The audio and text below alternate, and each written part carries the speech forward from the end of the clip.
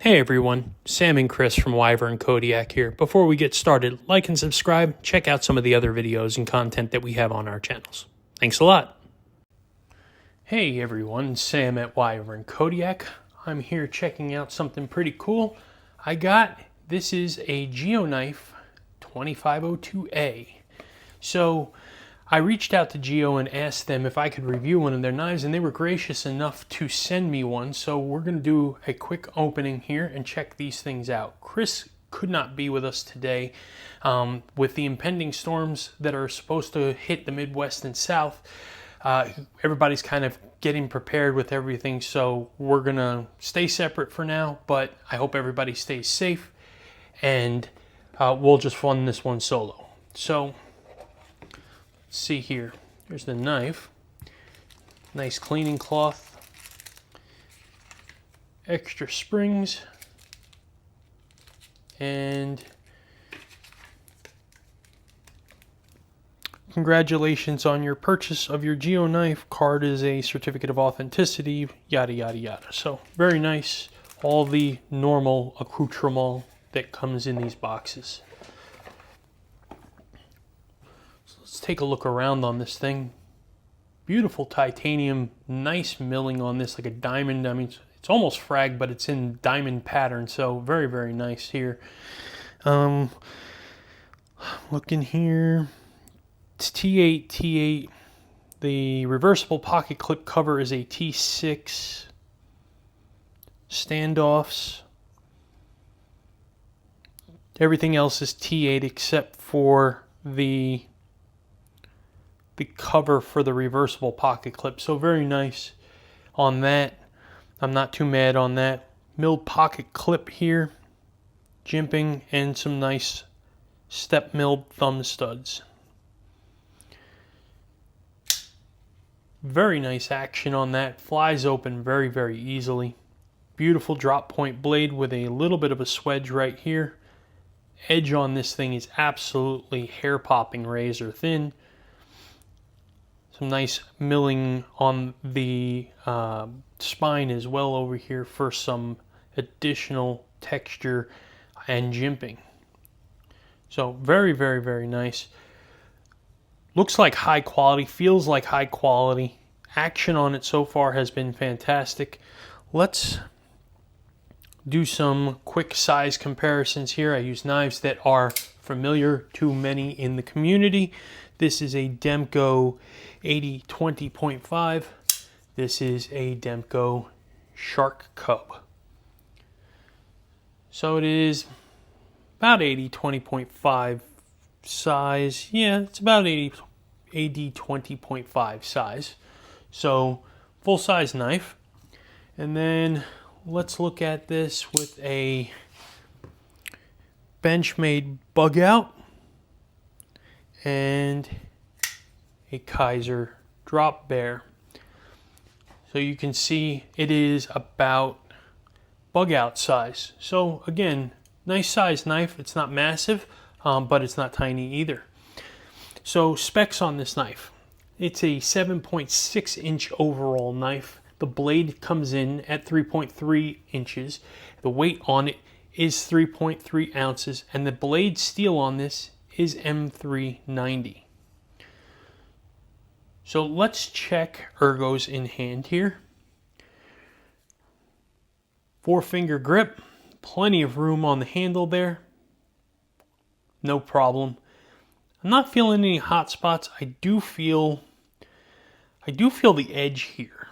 So just back here, like, because it's not contoured and they are flat scales, I do feel it, but it's not uncomfortable. I just feel it. It feels like it's a blocky handle. Other than that, very comfortable. I really don't even feel the pocket clip in my hand, so very, very nice. Jimping right here and on the spine of the knife, very, very nice, comfortable. Then it has a nice finger choil though. Yeah, that's not really a choke up point. I mean, maybe if you have some really tiny fingers, you can kind of trigger pull that, but I would probably say that if you get up, it's going to be right here. And again, plenty of space here to choke up and get a little bit more power behind the edge, and very, very nice. Flat grind on this thing is very, very tall flat grind on it. Beautiful. Again, it gets very thin behind the edge on this M390, so this thing is absolutely a razor blade. Let's check action. Now, these are on washers. These are not on bearings. So I'm going to pull this and it's really, see, it's not going anywhere, right? And it hasn't broken in. It's a brand new knife. So, yeah, see, it is still very much got that washer stiffness. So, but I will say, you don't feel them like you feel with bearings. You feel the roll of the ceramic balls. You don't feel that with this. A very, very glassy, smooth action.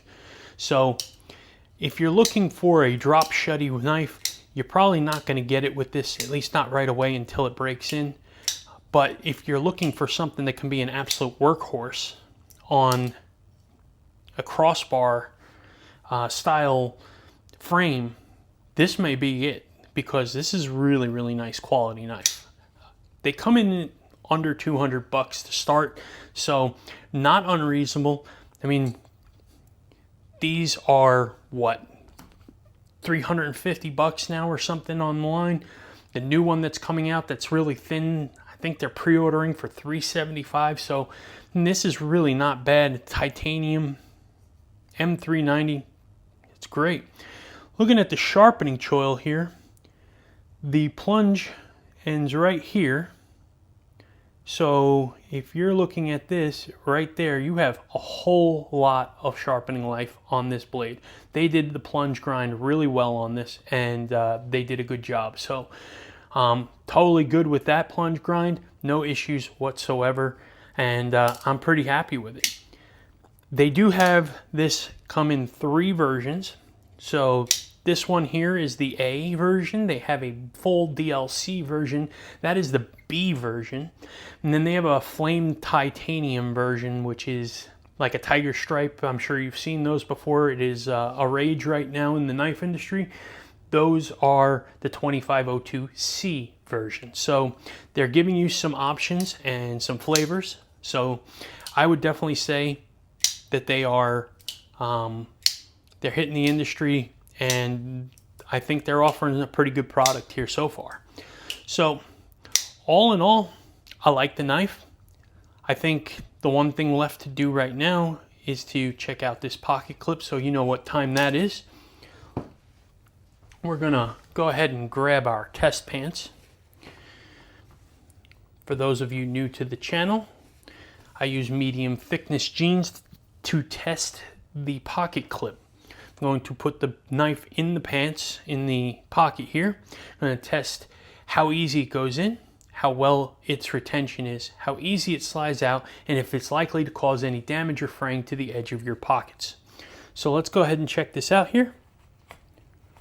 That goes in pretty well. Not super, super easy, but not a lot of pressure.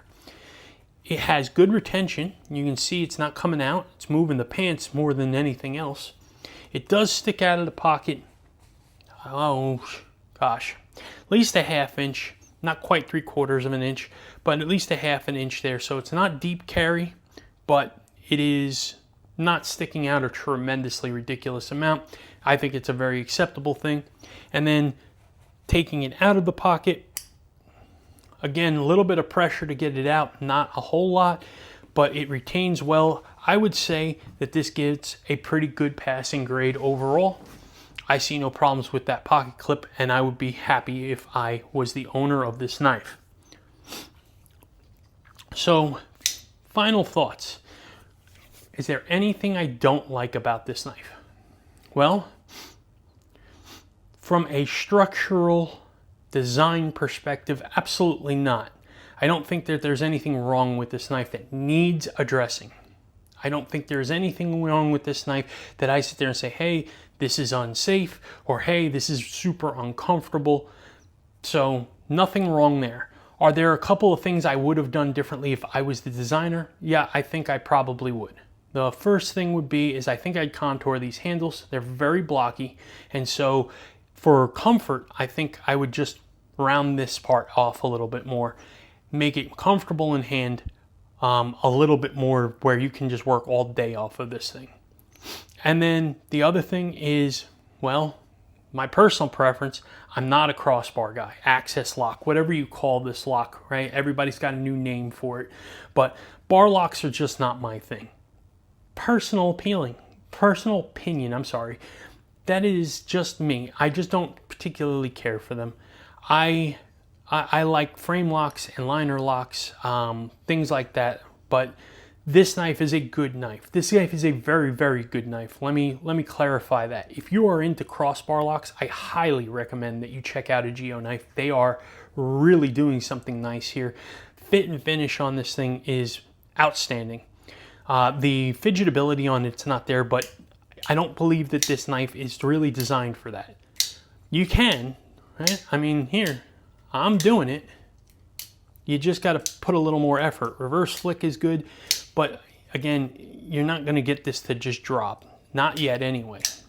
So on washers, so hard use is going to be a-okay, and you wipe them off. So I like this knife a lot, and I'm glad I got to check this out because I think GEO is onto something here, and they're doing some great things. So do you guys like crossbar locks? And I know some of you that I've talked to definitely do.